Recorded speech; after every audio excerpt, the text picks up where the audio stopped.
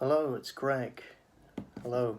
So yeah, I just wanted to do a little video because last night, for the first time in ages, I listened through these three albums: the Stone Kings, the Reset there, and from Creation to Devastation. And I hadn't listened to my old band stuff in quite a long time, and yeah, it brought up a lot of old sort of feelings and memories about recording those albums and going out gigging and doing all of that back in the day. And I think I just wanted to talk a little bit about, particularly about the last album, because it brought up a lot of thoughts about it. So from Creation to Devastation, a lot went into this album. From its inception. I mean, the early tracks that were written for this album actually started to come about before we'd even released this. I think I'm right in saying that we had what tracks?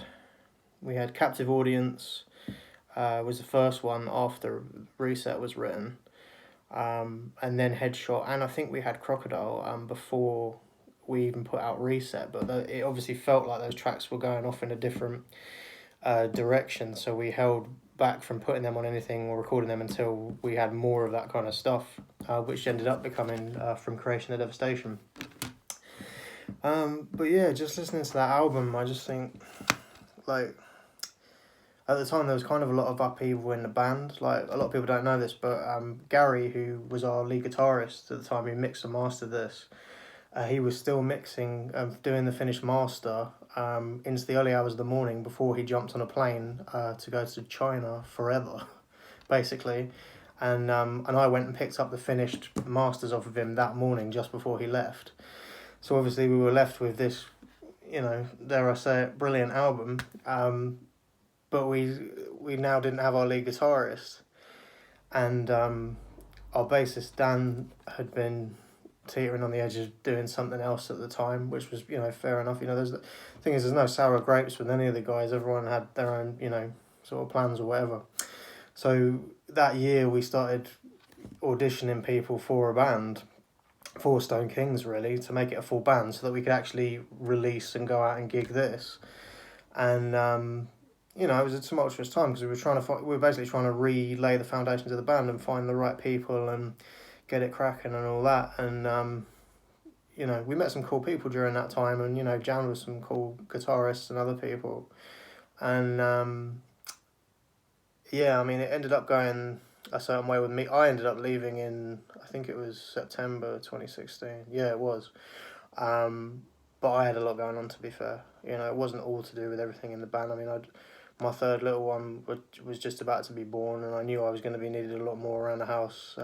As you can see, kids' pictures everywhere. That's like my main focus now, as being a dad. But yeah, I mean, it wasn't just that. There was a lot going on at the time, and I just, for my own sanity's sake, at the end of the day, I needed to just actually focus on one thing and not both. So I just thought, I'm coming out of the band and having some space from all of the music scene for a while, which I kind of have had, to be honest. I mean, I've been to the odd gig since leaving Stone Kings, but I haven't really been heavily, I say heavily, even lightly involved in the scene in the past about 3 years. But because it's been 3 years, probably just over since this was actually released, either just over or coming up to. But yeah, I thought I'd just talk a little bit about re-listening to this album because it brought up quite a lot of stuff.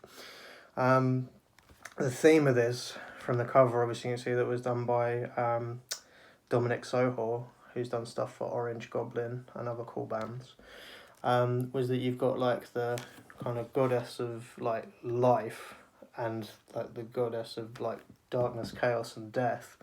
And it's like the juxtaposition between, like the life, like the egg there, the birth, and like the death represented by like the, the apple being given to Adam, sort of like almost like the death of, one concept of reality maybe. I mean, there's a lot to it, to be honest. But so it opens with creation, which was almost like the spiritual, like birth of the world kind of feel. And then you go into Far Out, which was kind of supposed to be just like, I mean, at the time I was going through some sort of like kind of spiritual stuff, so it was kind of about like opening your mind up to some of that, other dimensions and things like that, and like the astral plane and all of that. Which was a tangent I was kind of sort of looking at going along, but the album ended up quite a lot different than that actually. So you start the album with sort of creation and like the opening up of your mind to higher realms and other things.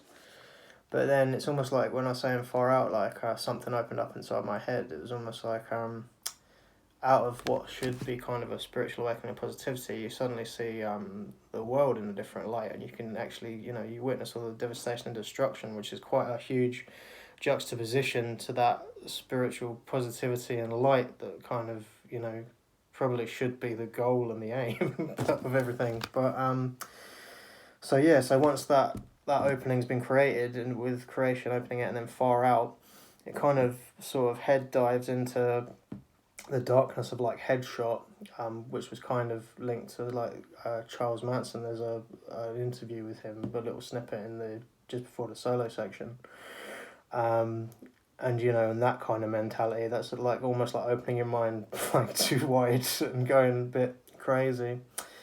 And then Outcast, which was kind of like a revenge sort of track again on that sort of dark tangent when you start going down a certain train of thought, and it leads you to that idea of separation of the outcast and of feeling separate to everybody.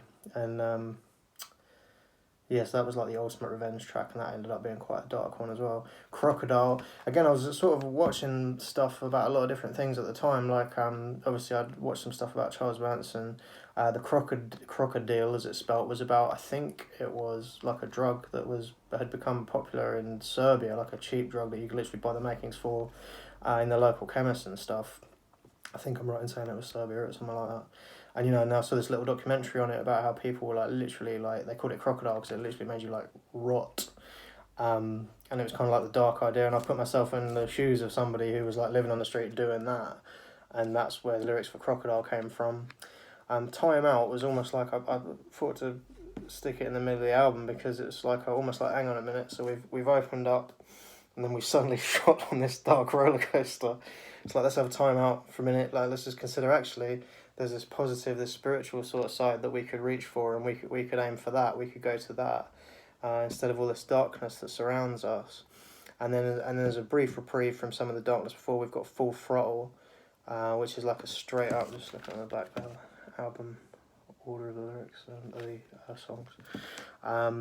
Full Throttle is like a straight up just rocker, just like, in the old vein of, like Van Halen and cool shit like that. There's lyrics about, playing David Lee Roth and shit in that song, which was pretty cool. But it's also about this girl who's trying to escape everything as well. She's just driving away, blasting the tunes. So again, it's almost like that feeling of escape from all that darkness. But then you almost, in that process, come straight back into it with like enemies and that dark kind of I'm under attack, everyone's against me kind of vibe. And then into another concept song, Lovelace, which was inspired by watching the film Lovelace, about Chuck Traynor, who was this like evil guy that was manipulating and controlling Linda Lovelace, and then put myself in his shoes for that song, which was dark as well. And then not the last song in the end, but Captive Audience, I see that almost like as the last of that sort of train of songs, was actually about, what is the dude's name? He was the guy who did that massacre in America at the Dark Knight Rises. I want to say James Holmes. James Holmes was his name, and that incident was almost the catalyst for some of these songs that came in order, because I started writing about, not necessarily all of them were topical at the time, but it was things that had hit me out of like the news and things that were going on. And yeah, so I wrote a song like from his perspective, because I'd also, been reading stuff like about, that was a conspiracy and actually he was framed and he wasn't the only person there and all this, but there's a lot of you can read into that. But yeah, Captive Audience, I decided to sing it almost like from his perspective, but it's almost like a sort of dark analogy of the actual supposed what happened at that event, like from the the series of events, and was it actually the truth and all that. But yeah, there's sort of layers to that. And then In My Place. See, that's another thing I want to say as well. You know, like the band at the time. I mean, the instrumentation on that. I mean, hats off to the guys, because I mean, this for me still, as dark as this album gets, and I think it was probably the darkest thing we ever released. But it's, I mean, not compared to some of the stuff that's out there, but for us it was. And but no, the instrumentation on it was amazing. You know, and hats off to the other guys in that band and to Gary's, you know, production skills as well. I mean, I just, you know, listened to it last night for the first time in quite a while. I'm just blown away by it still, really. Just, you know, it really does take you on a trip, this album. It's like really just from, and it is like literally from Creation to Devastation, because, you know, the guys were working on more sort of elaborate, long, sort of thought out pieces, and that's why we had it open with a instrumental and close with one, because, you know, they wanted to show off kind of that side of what they were doing. And it was getting really interesting.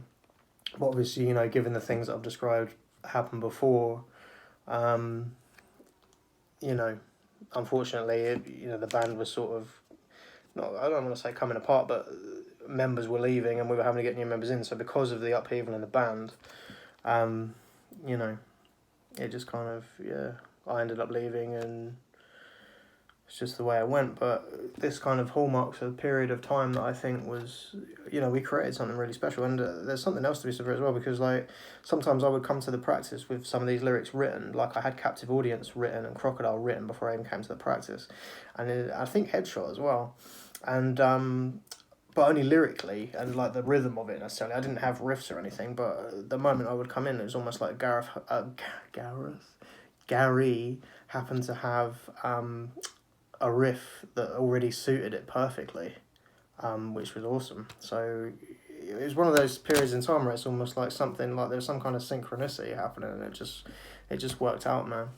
But yeah, no, I had this stuff in my head, and there was no one really to say this stuff too, so I thought I would just film this little piece for anyone that, you know, was interested in us when I was in the band, and I hope people still support the band. I mean, you know, I know they still gig and they're still working on writing something at the moment, you know, and big up to them, really, you know, good luck to them. And I've heard little snippets of what they're doing at the moment, and it sounds awesome, and I hope they do, you know, like, finish that album and put it out, and I'm looking forward to hearing it, man.